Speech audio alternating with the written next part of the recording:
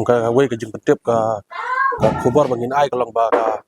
naka India Federation kala pha ngi ban le ka Asmita game ka ba second apo Riboy district apo nongpo ka masalang madan sajar te kane nga petip ye gi khna khanthai khamdam kane ka Asmita ka ditang nam ta gi khna khanthai manila kai ba ka central government kala focus ba ya ka chingil kai weightlifting yi ki khanthai namar bah ka Olympic bah ka World Championship la job daga berbai chanu te kane ka longwi ka lat ya ki player apo Meghalaya khamtam gi khanthai ba kinwan simenta kane kum ka ja chingil kai ban pinyo simenta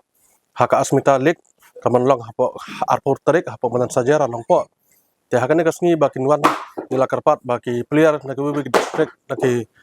naki snong bakinwan nila kai sementa nama kane ka jingil kai kalong ba direct nin page ikar komela kai lakin ang coach ngada nang na po Asam ibapin ni kai hapo nongpo te ibalong experience by coach bagi national player kladan ba job ba hakajing training jing ini hapo sapo gohati te hapo balong hagawa nang yok medal haka national napo Asam lembaga jingikai jang ini coach napo Asam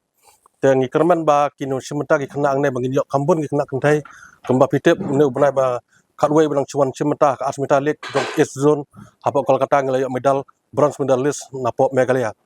nga kerpat ba pinsim khia ba kene jingila kai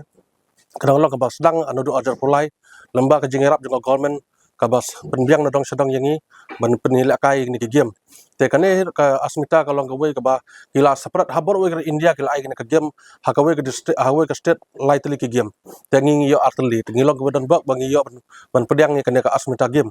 kane ka jingil kai kalong ka ba concern ba pin wan simenta namar ba ngin select ikene bar kini lek kai ko menta banai banwan haka siterek ke arung ki kan na po Meghalaya kini simenta ya ka state champion national game kaman lang hapo UP Ahmedabad te kini ke arung ngini senat manga ku coach bat secretary ban iskanan sapo UP te ngi kerman ba kajing ila ka jungi ngilang stang nang jan re ilong simenta kila